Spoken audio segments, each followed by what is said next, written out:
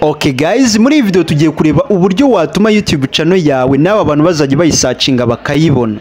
Ni ukuvuga ngo wajye ukora video wayishyira kuri YouTube abantu bakayisearchinga bakayibona, kubera ko hari abantu benshi bafite ikibazo cyuko YouTube channel zabo bazisearchinga bakazibura. Nawe ushobora kuba ujye uyisearchinga muri telefone yawe ukayibona, ariko abandi bagusearchinga bakakubura. Ibyo bigira ingaruka kuri views uri bubone, kuko urumva nimba abantu batakubonye bagusearchinze ntibakubone, biraza kugira ingaruka muri views uri bubone, kubera ko urataye to views twaturutse kuri recommendation. Nituza rero kunuza kubura recommendation ukabura nuko abantu bari kugusearchinga ntibakubone, biraza kurangira ubona to views duke. Muri iyi video tugiye kureba ibintu wakora by'umwihariko biri naturel cyangwa se experience nanjye mfite nyigusharing nyigusangize, urebe ibintu wakora kandi bisanzwe bigatuma video zawe zizajye zigenda ziza hafi, ndetse na channel yawe ikaza hano hafi.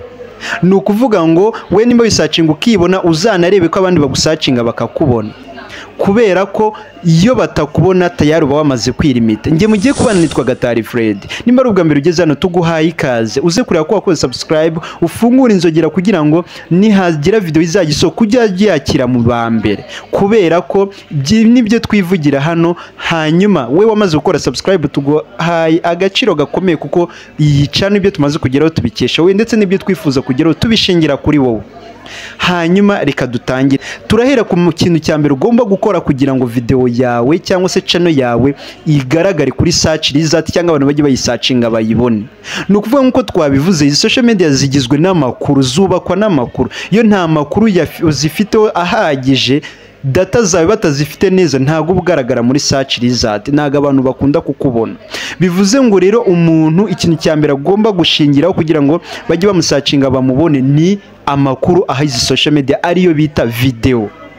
Ni ukuvuga ngo umuntu ufite video nyinshi kuri social media burya agaragara muri search result, kubera ko aba afite igisobanuro cy'ibyo akora.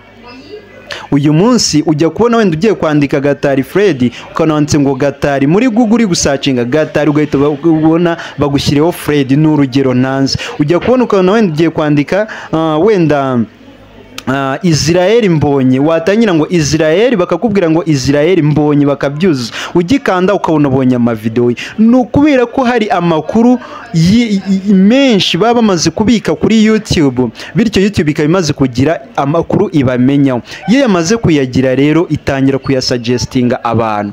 Bivuze ngo wowe rero ukiri gutangira uyu munsi, menya ko kugira ngo uzarwane ugeraho social media cyangwa YouTube yawe abantu bayisearchinga bakayibona, menya ko intwari ikomeye no gushyira video nyinshi kuri YouTube. Nibwo uzagira ku rwego rw'uzatangira kwisearchinga n'abandi bagusearchinga bakakubona, kubera ko uyu munsi impamvu utari kwibona nuko ufunguye YouTube channel vuba, cyangwa nuko YouTube channel yawe itaragira gute, itarashobora gukompeta muri competition iri hanze. Menya ko ibintu ukora atari wowe byadukanye, nurangiza ibyo ugiye gukora ushyiremo imbaraga, ukore byinshi cyane, biraza gutuma uza gutangira kugaragara muri search result. Nusearchinga bagasearchinga ibintu bijyanye n'ibintu runaka, nawe ukazamo, noneho bikaza gutuma ugaragara. Abantu basearchinga wenda ngo ni gute nakora YouTube channel video ya Gatari ikazamo, ni gute nakoresha TikTok video yawe ikazamo, ni gute na monetize YouTube video ya Gatari ikazamo. Ni ukuvuga ngo ibyo bintu byose bituruka ko ibyo bintu mba naramaze kugenda mbitangaho amakuru. Rero we wagiye gusearchinga YouTube channel yawe ukabona ntuyibona, ukabona abandi ntibayibona, cyangwa ukayibona abandi ntibayibone, menya ko ugiye kurwanisha intwaro ya video nyinshi zikaza kugufasha kuba watsinda hano kuri YouTube. Iyo ni experience mfite, kuko ngiyewe target yanjye ni video nyinshi kuva nangiye kugera uyu munsi.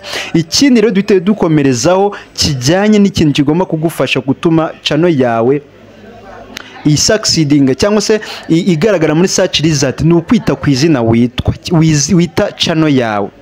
Izina wita channel yawe tuma ryorohera abantu, ku buryo bituma nimba hari ikintu yigiyeho bituma yagaruka hano kuri YouTube akongera karisearchinga, akaba kiryibuka, rimworoheye kurifata mu mutwe, kuryandika, ku buryo nagaruka agomba guhita kubona, yakwandikamo urugero kuko akibyibuka akakwandika kubw'amahirwe akakubona, kuko watangiye gushyira ama video menshi, akagaruka n'abandi basearchinga gutyo bashaka kugaruka bikaborohera. Iyo watangiye kugira icyo bita returning viewers, uba watangiye gutuma ntuze channel yawe igaragara muri search result, kuko nimba ukina comedy cyangwa uteka abantu bakagaruka kureba kuri channel yawe ukuntu watetse ibintu runaka, YouTube biravuga ati byanze bikunze iyi video yafashije abantu ku bijyanye no guteka wenda umuceri, noneho undi uri gushaka ibijyanye no guteka katumusuggestiinge n'iyi video ya Gatari yo guteka turebe ko nayo yayikunda yayibona, kuko izina ryawe ryoroshye, kuko hari ama video menshi yo guteka ufiteho, bizahita bituma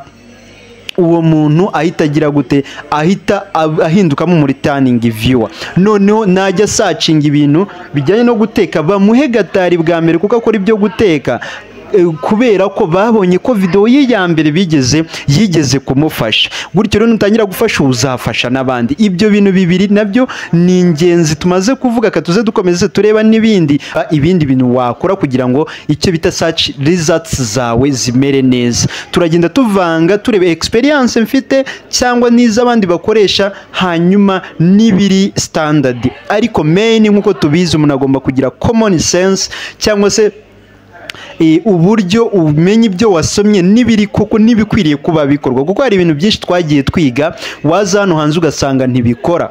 Bivuze ngo ibintu usoma gerageza gushyiramo logique yawe, urebe ese urebe koko ibintu nasomye biraza kumfasha cyangwa kanshyire mu bikorwa ibi nibi kugira ngo reka tuhite twihuta.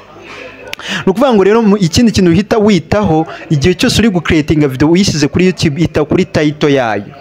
Title yayo ni ingenzi, kuko nituza gusearchinga ngo ni gute nakora YouTube channel nkoresheje telefone, Gatari nkaba narayikoze ariko sinite kuri title, iyo video narayikoze sinite kuri title, biraza ku affectinga views ndi bubone, kubera ko video yanjye ntago iri buze kuza muri search result, ntago abantu bari buyibone hafi. Rero nimukora ku bintu biri rusange biri common, gerageza ibyo bintu ubihe title imeze gute, iri searchable, abantu bashobora gusearchinga nawe ukaza muri za video 10 zibanza.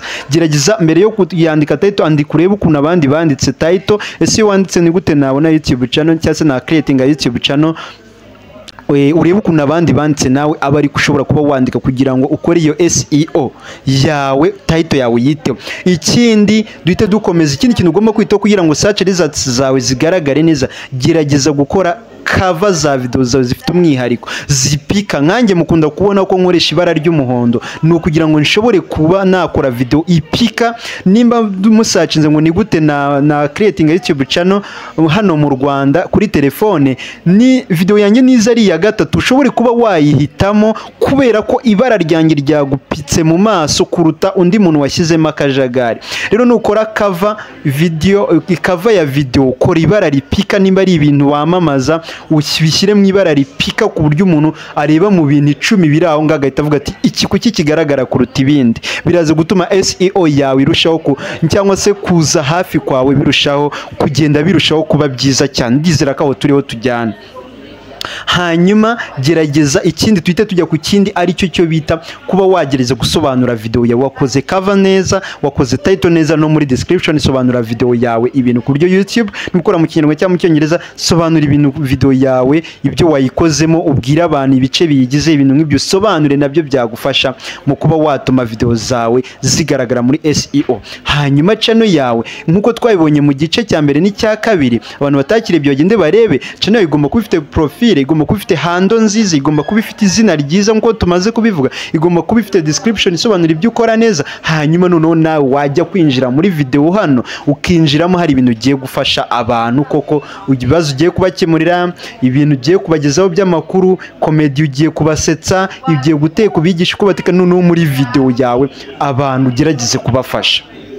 Nukuvuga ngo ibyo bizatuma habaho icyo bita returning viewers, nabyo nzabikoraho video by'umwihariko, ariko kugira ngo channel yawe i-boosting igaragare ama search results abantu bayibone, nimba ari bwo yicreatinze vuba cyangwa yari creatinze kera ikabitagaragaraga, shyira ibyo bintu mu bikorwa. Hari n'ibindi byinshi twavuga, ariko ibyo bintu ni ingenzi cyane, kubera ko umuntu ubikoze akita ku bwinshi bwa video ya uploadinze, akita kuri title nko twabivuze, akita kukoreshwa ashoboye, ibintu byose akaba bipika kuri we channel ye. Hanyuma akarushaho gushyiraho ikintu bita professionalism, wajya gushaka ikintu ukagishakira kwa runaka, ibyo bintu tayari bamaze kubisoza.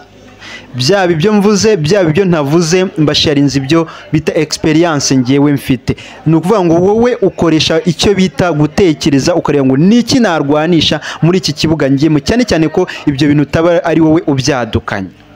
Ndizera ko umuntu uri bushyire mu bikorwa ibi bintu ari umutangizi cyangwa amaze igihe arazi ko n'impinduka kuri video ze. Nge mwari muri kumwe nitwa Gatari Fred. Hari ikintu ushaka ko nawukorera byandike muri comment, kanda like nimba iyi video yikunze, ukansubscribe nimba utarabikora, usharing video mu magroupe ubamo, urabufashije Gatari Fred. Reka duhure muri video ta, bye, ndabakunda.